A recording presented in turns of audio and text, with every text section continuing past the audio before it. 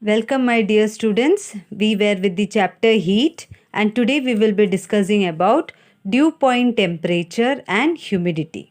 When you heat water, it evaporates. When you heat water, it evaporates. And our earth is almost 71% water, and we have the sun. Okay, we have the sun. Due to the heat of the sun, there's continuous evaporation of water happening in the atmosphere. What you can see is the water from rivers and other sources, they keep on evaporating. So due to the constant evaporation of water, there is in the atmosphere water vapor. What is in the atmosphere? Water vapor due to continuous evaporation. And who is providing this heat? That is sun. So due to the continuous evaporation, there is always water vapor present in the atmosphere. Water vapor is present in the atmosphere. Now, when do you say that the weather is moist or the weather is humid? Atmosphere is humid. When there is water vapor present in the air, it makes the air moist. Okay, so I'll write due to water vapor, how does water vapor come in the air? Due to continuous evaporation by the heat of the sun. So due to the continuous evaporation, there is water vapor present in the atmosphere. Okay, and due to the water vapor, it makes the atmosphere moist. Okay, wet. Moist means wet. It keeps the atmosphere wet, or in other terms we call it as moist. So the presence of water vapor in the air makes it moist, and this moisture in the atmosphere is called humidity. The moisture in the atmosphere. The moisture, this definition you will write. The moisture in the atmosphere is called humidity. Is called humidity. So this you have to write in your book. I hope you understood what is humidity. Okay. Now, there are few terms that you have to understand well. Now, just suppose for a given volume of air, suppose I am considering this tumbler or glass, one of this size and the other of this size. Okay, so now obviously this glass can contain more water. This glass will contain less water. Now that you know already. Now let us consider it with the help of water vapor. Instead of water, we will consider water vapor, because humidity, dew point, all are related to water vapor, not water. For a given volume of air at a specific temperature. Now this tumbler, bigger tumbler, stands for high temperature. Okay. So this glass stands for high temperature, and the smaller glass stands for low temperature. Try to understand well. Pay attention. For high temperature, when the temperature is high, obviously the atmosphere will contain more water vapor. Water vapor I am considering this way. When the temperature is low, the air will contain less water vapor. Common sense, no? When the temperature is high, the heat will be more, so there will be more evaporation. So more water droplets or water vapor will be present in the atmosphere. When the temperature is low, the heat is less, so the expansion will be less. So the water vapor in the atmosphere will also be less. Okay, so what you have to consider, as the temperature increases, T for temperature, the water content or the water vapor present in the atmosphere increases. More temperature, more water vapor will be present in the atmosphere. Now for a given volume of air, there is a limit on how much water vapor it can contain. For example, there's a limit for the water in this glass.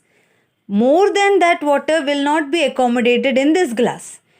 I have reached my saturation point. I can't handle this anymore. This, that. So saturation level. So I'm introducing a word, saturation or saturated. Very important term.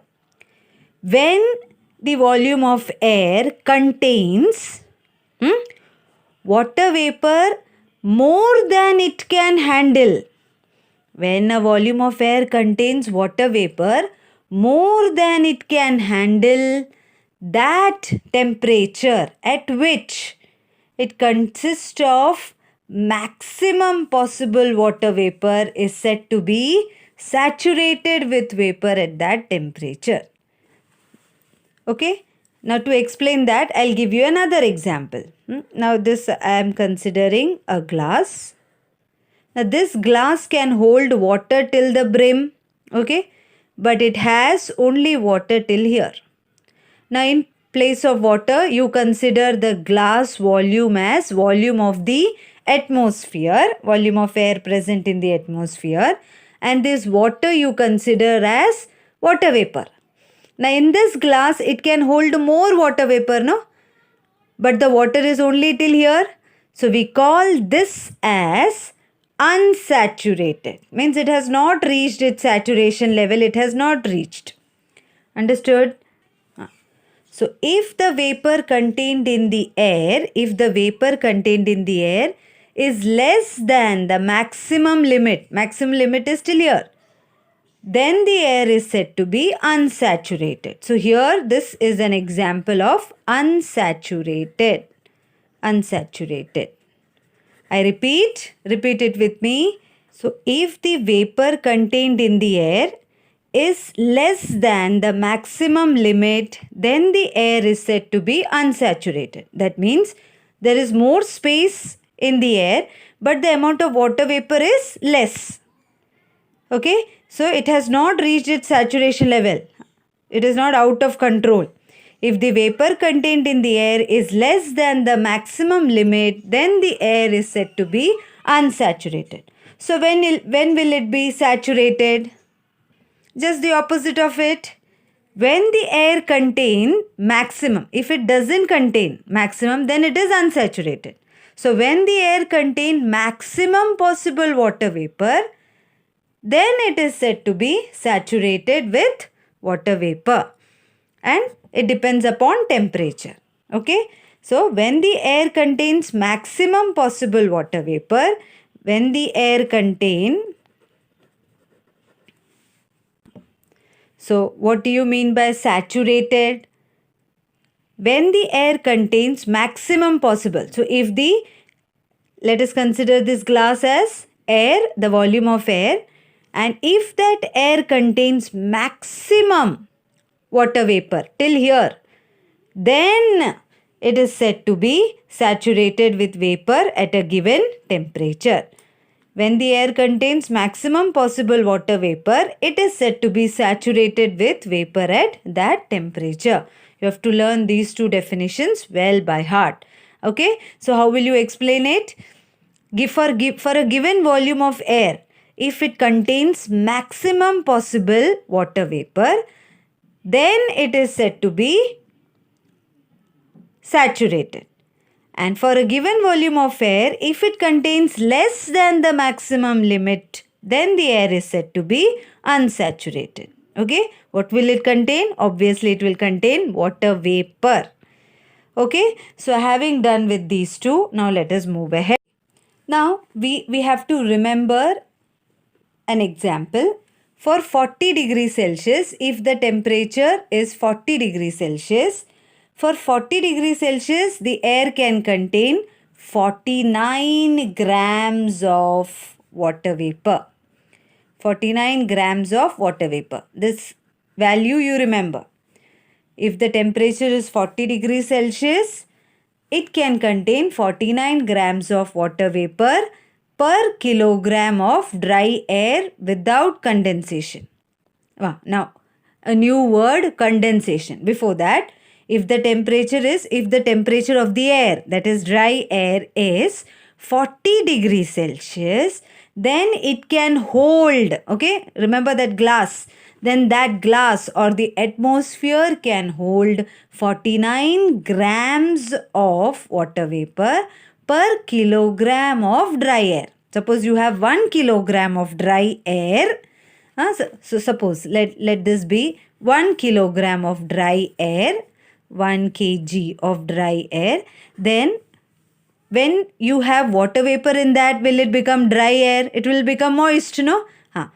So for 1 kilogram of dry air, you can adjust 49 grams of water vapor per 1 kilogram of dry air. Now did you understand? Now till here, till 49 grams, it will be without condensation. Now what is the meaning of this condensation? Now as I told you, if you have a glass, okay, if you have a glass, now this glass we will consider it as air, no? Now this air consists of water vapor. Now there are water vapors. Suppose the glass can contain this much water vapor. It has not reached its maximum limit. Maximum is till here. Till here means maximum. Now more water vapor it can't handle. Okay, so consider the glass as air.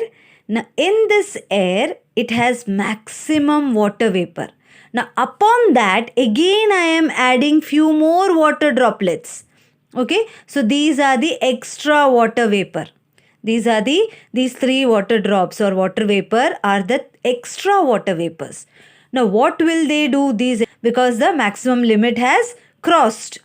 It can't hold more. So these extra water vapor will come together and form water droplets. They will be thrown out. It will form water droplets. We call it as condensation. These water droplets, you call it as condensation. What is it? I repeat again. What is this process of condensation? Just in the textbook they have mentioned the word condensation. What is condensation? For a given volume of air, there is a certain limit on how much water vapor it can hold. If it has crossed the limit, okay, and these three were extra water vapor, what will that water vapor do? It has no space, no? So these three water vapors will come together and that water will get condensed or it will form water droplets. This process is called as condensation. So now just to compare the definition, for a given volume of air, that is for 40 degrees Celsius, dry air can contain 49 grams of water vapor. Now that dry air became moist. Okay, what is the limit? 49 grams. 49 grams के ऊपर हो गया तो that water droplets will condense and that process is called as condensation. Okay. Now let us consider another case. If the temperature of air is 20 degrees Celsius, that is, this is daytime and this is night time. Night time the temperature becomes less, no? So if the temperature of air is 20 degrees Celsius, then it can contain only 14.7 grams of water vapor per kilogram of dry air. It makes sense. I told you in the beginning, as the temperature increases, the amount of water vapor that the air can contain also increases. So here 40 degrees Celsius is more temperature. More temperature, more water vapor it can hold, 49 grams per kilogram. Okay. Less temperature, less water vapor it can hold, 14.7 gram per kilogram. Making sense? Okay. Now let us learn what is dew point temperature. Okay, for that I have considered again a tumbler. Now remember I told you more, the bigger the size means the temperature is more. Okay, so I have this tumbler, that is I have the water vapor. Consider this as water vapor. As you can see, this is saturated or unsaturated. It is unsaturated. It has not reached its limit. No, it is unsaturated. It has water only till here. So suppose you have unsaturated air and this is at a certain temperature.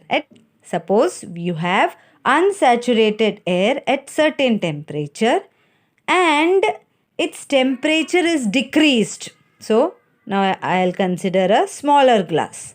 The temperature is decreased. So this is less temperature.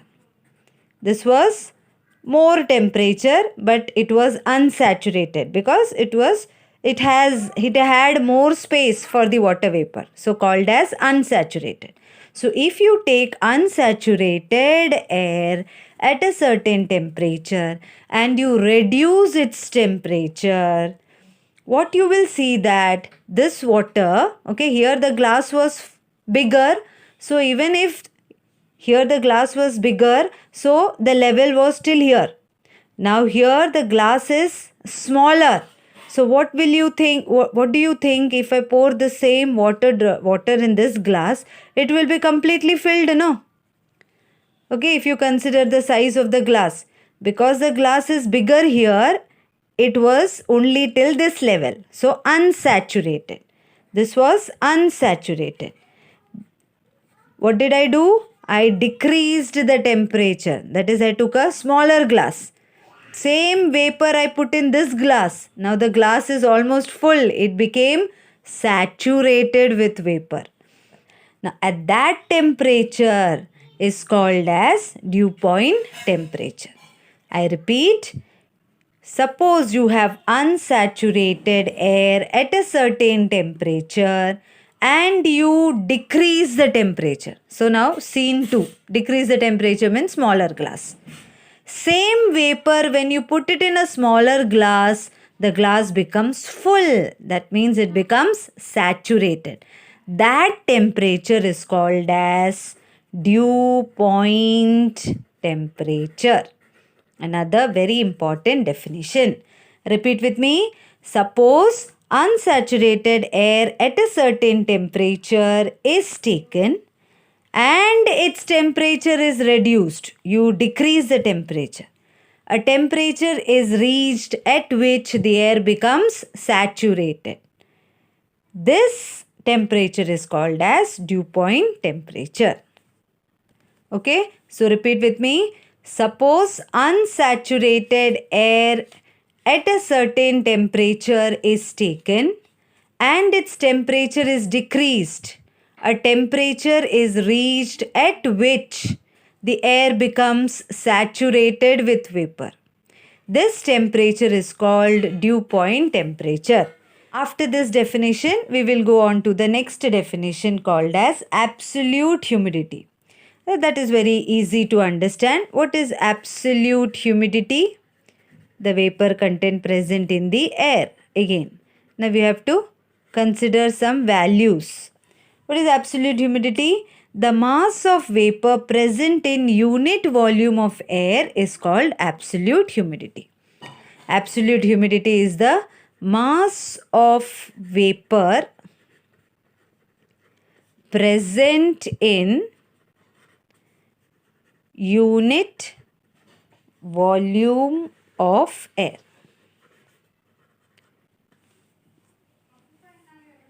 And it is measured in kilogram per meter cube.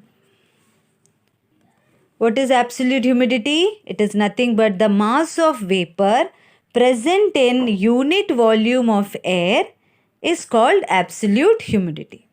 The water vapor present in the air. Just you have to add the word unit volume of air is called absolute humidity and the unit is kilogram per meter cube. So what is measured in kilogram per meter cube? That is how much kilogram of vapor present in 1 cube of or 1 unit volume of air.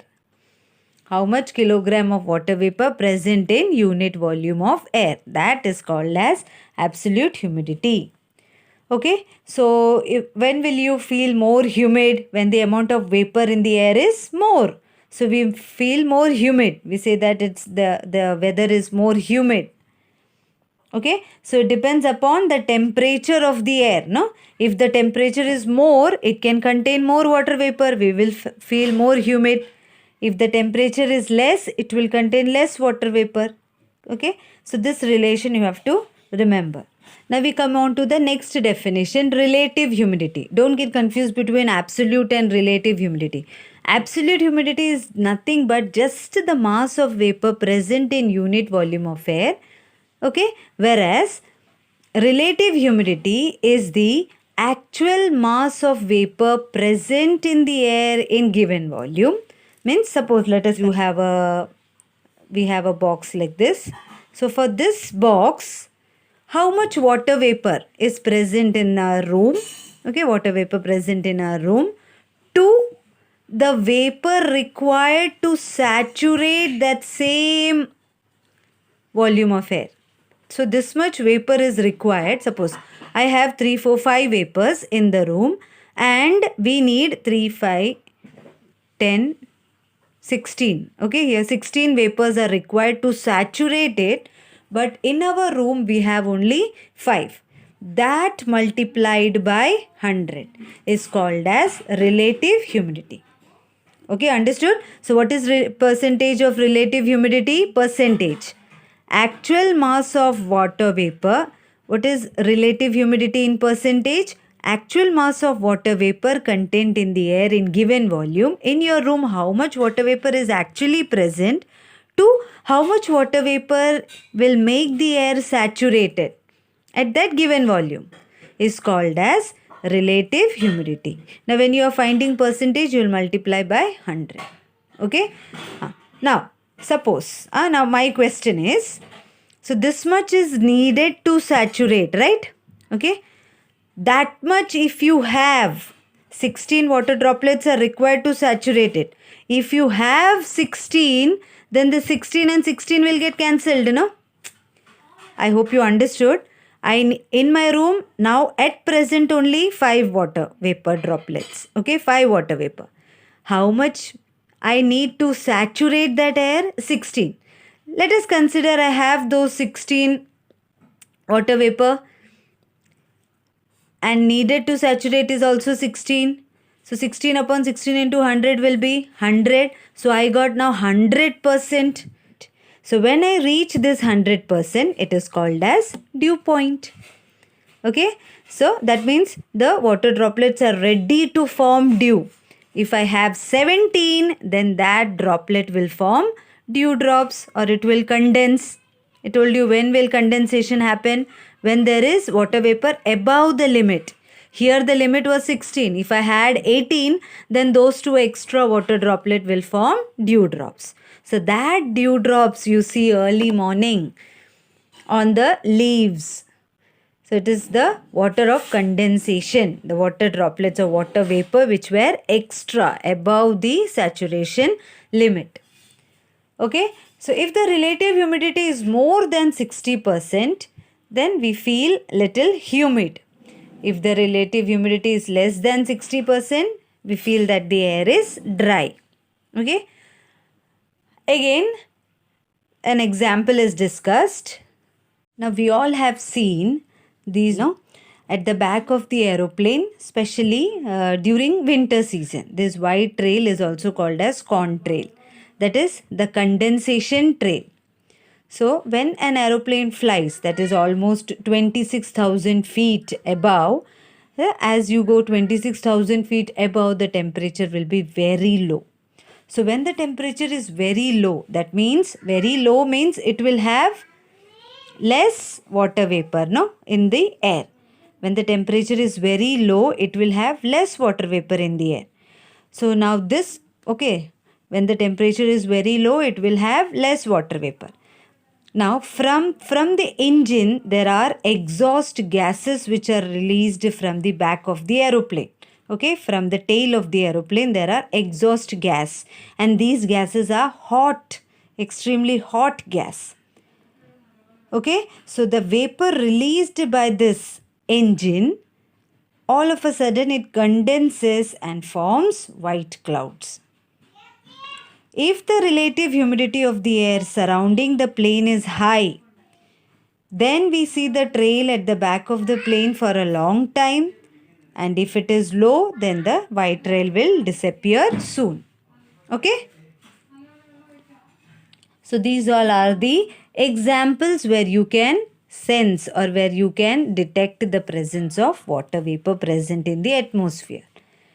Okay, now another example is consider this bottle which was kept in the refrigerator. As you keep it outside, as you keep it in the room temperature, you will see few drops, that is water of condensation. What happens when you keep the water outside, the cold water, when it is kept outside, the air just which is close to the bottle, that is this air, becomes cooler, and it becomes saturated. Okay, it becomes saturated, and when it crosses its saturation point, the extra water droplets that is present condenses, and it is seen sticking to the bottle. Okay, so both these examples will give us that there is water vapor present in the atmosphere. So when the air cools due to the decrease in the temperature, it becomes saturated with water vapor. As a result, the excess water vapor is converted into tiny droplets, and this dew point temperature is decided by the amount of vapor in the air. Okay, so with this we have discussed definition of dew point temperature, absolute humidity, relative humidity, what is humidity, and example of aeroplane as well as water kept outside the refrigerator. Now in the next class we will be discussing about few more terms. Till then, be thorough with these definitions. Till we meet for the next time. Bye students.